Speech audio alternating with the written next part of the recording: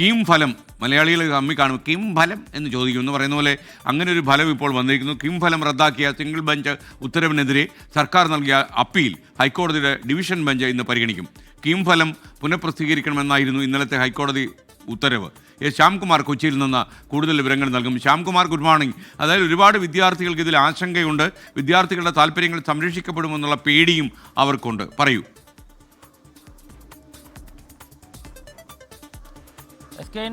Good morning.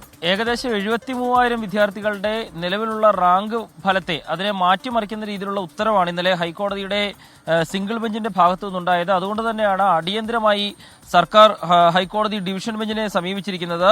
നിലവിലെ രീതി അനുസരിച്ച് എൻട്രൻസ് പരീക്ഷയുടെ സ്കോറും 12ാം ക്ലാസ് പരീക്ഷയുടെ സ്കോറും 50:50 എന്ന അനുപാതത്തിലായിരുന്നു ഈ റാങ്ക് പട്ടിക നിശ്ചയിച്ചിരുന്നത്. ഇതിന് 12ാം ക്ലാസ്സിലെ മാത്സ്, ഫിസിക്സ്, കെമിസ്ട്രി മാർക്കുകൾ 1:1 എന്ന അനുപാതത്തിലായിരുന്നു തയ്യാറാക്കിയിരുന്നത് ഈ റാങ്ക് പട്ടിക. പക്ഷേ ഈ കീം പരീക്ഷയുടെ പ്രവേശന ഫലം പ്രഖ്യാപിക്കുന്നതിന് 1 മണിക്കൂർ മുമ്പ് പ്രോസ്പെക്ടസിൽ ചില മാറ്റങ്ങൾ വരുത്തി അത് 5:2:1 എന്ന അനുപാതത്തിലേക്ക് സർക്കാർ മാറ്റി. ഇതാണ് ഹൈക്കോടതി ഇന്നലെ ചോദ്യം ചെയ്തത്.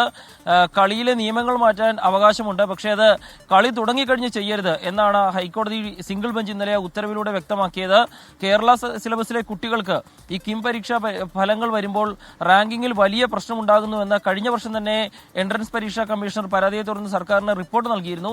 പക്ഷേ അതിലെ നടപടിക്രമങ്ങളിൽ വലിയ വീഴ്ച വന്നതാണ് ഏറ്റവും അവസാനം വൈകിപ്പിച്ചതാണ് ഈ പ്രശ്നങ്ങൾ ഉണ്ടാക്കിയത്.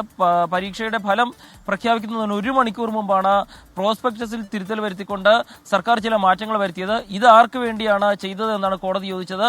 ഏതായാലും ഇതിന് കൃത്യമായ ഒരു ഉത്തരം നൽകാൻ സാധിച്ചില്ല എങ്കിൽ അത് ഒരുപാട് വിദ്യാർത്ഥികളുടെ പരീക്ഷാ ഫലത്തെയും റാങ്ക് ഫലത്തെയും ഒക്കെ ബാധിക്കുന്ന വിഷയമാണ്. ഏതായാലും ഇന്ന് ഹൈക്കോടതിയുടെ ഡിവിഷൻ ബെഞ്ച് ഇത് പരിഗണിക്കുകയാണ്. അതിലും അനുകൂലമായൊരു വിധി ഉണ്ടായില്ല എങ്കിൽ അത് കേരളത്തിലെ എഞ്ചിനീയറിംഗ് പ്രവേശന രംഗത്ത് വലിയ പ്രശ്നങ്ങളുണ്ടാവും. കൂടുതൽ വിദ്യാർത്ഥികൾ അന്യ സംസ്ഥാനങ്ങളിലേക്ക് അഡ്മിഷൻ തേടി പോകേണ്ട ഒരു സ്ഥിതി കൂടി ഉണ്ടാകും. SKN. Thank you. ശ്യാംകുമാറാണ് വിവരങ്ങൾ നൽകിയത്. കീമിൻ്റെ പരീക്ഷ ഫലം റദ്ദാക്കിയ സിംഗിൾ ബെഞ്ചിൻ്റെ ഉത്തരവ് ഇന്ന് സംസ്ഥാന സർക്കാർ ഡിവിഷൻ ബെഞ്ചിൽ ചോദ്യം ചെയ്യുകയാണ്. ഫലം കാത്തിരിക്കുകയാണ്. കാരണം ഇതിൽ എന്തെങ്കിലും സംഭവിച്ചു പോയാൽ തീർച്ചയായിട്ടും ശ്യാം പറഞ്ഞതുപോലെ കുട്ടികൾക്ക് മറ്റുള്ള കലാശാലകൾ, കേരളത്തിന് പുറത്തുള്ള സർവകലാശാലകളും ഇന്ത്യക്ക് പുറത്തുള്ള സർവകലാശാലകളുമൊക്കെ തേടി പോകേണ്ടി വരും.